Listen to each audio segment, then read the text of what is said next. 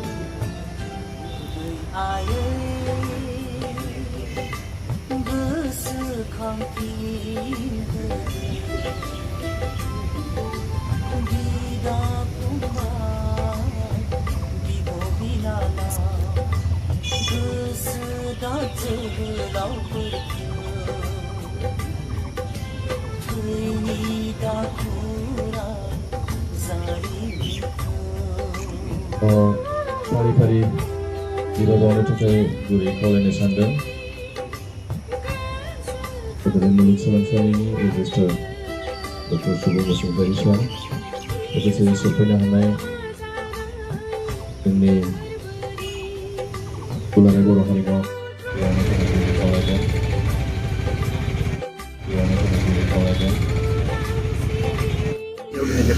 दिनै बर'फोरनि जारिमिनारि सान बड'लेण्ड सोमावसारनायनि गिबि मुंख्लं सुजित नार्जारिनि 32थि थैनाय सान दिनै बेजों सोमोन्दो लानानै दुलाराय बर' फरायसा आफादा मुंख्लं समनिफ्रायनो गिबि मुंख्लं समनिफ्रायनो बिथांनि थैनाय सानखौ गेदेमा बिथांनि थैनाय सानखौ फालिबोबाय थादों दिनैबो जोङो क'क्राझार जिल्ला दुलाराय बर' फरायसा आफाद हिसाबै बिथांनि मांखरसालियावहाय सानसेनि हाबाफारिनि गेजेरजों जों बेखौ फालिनाय जादों फुंबिलि समाव जोङो बिथांनि मुसुखायाव बिबार बावनाय आरो दुलाराय बर' फरायसा आफादनि गोथार फैबिलाखौ ससे उरायहोनाय मान होनानै बे हाबाफारिखौ लानाय जाबाय बेनि उनाव जोङो जाय गेदेमा बिथांमोना बर' हारिनि थाखाय जिउ बावलांबाय बा खोमालांबाय हारिनि थाखाय अबदान होलांबाय गावनि आंगो जिउखौ बिथांमोन गेदेमामोननि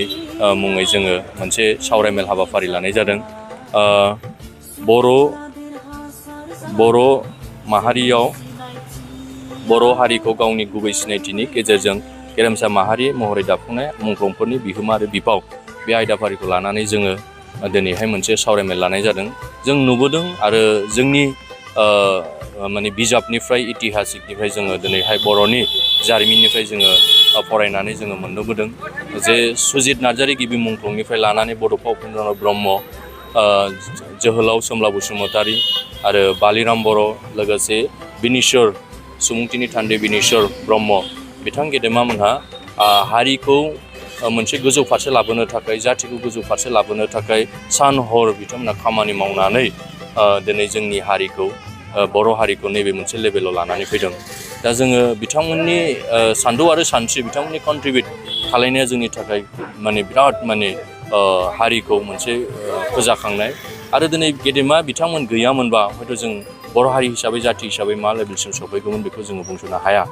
बिथांमोना जोंनि थाखाय जे खामानि मावलांबाय जों बिथांमोनखौ अरायबो जोङो सिबिनांगोन जों हारि जाथि हिसाबै जों सिबिनांगोन दिनै आङो बिराद लाखि सासे दुलाराय बर' फरायसा आफादनि बिबानगिरि मावथि हिसाबै गेदेमा बिथांमोना जे खामानि मावलांनानै बर' हारिखौ नैबे लेभेलसिम लाना होफैबाय बिथां गेदेमामोननि जे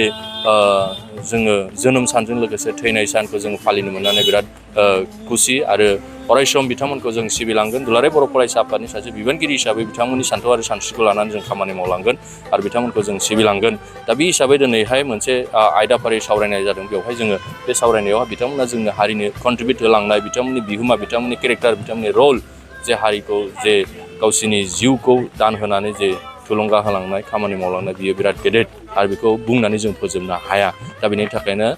सनमान होनाय मान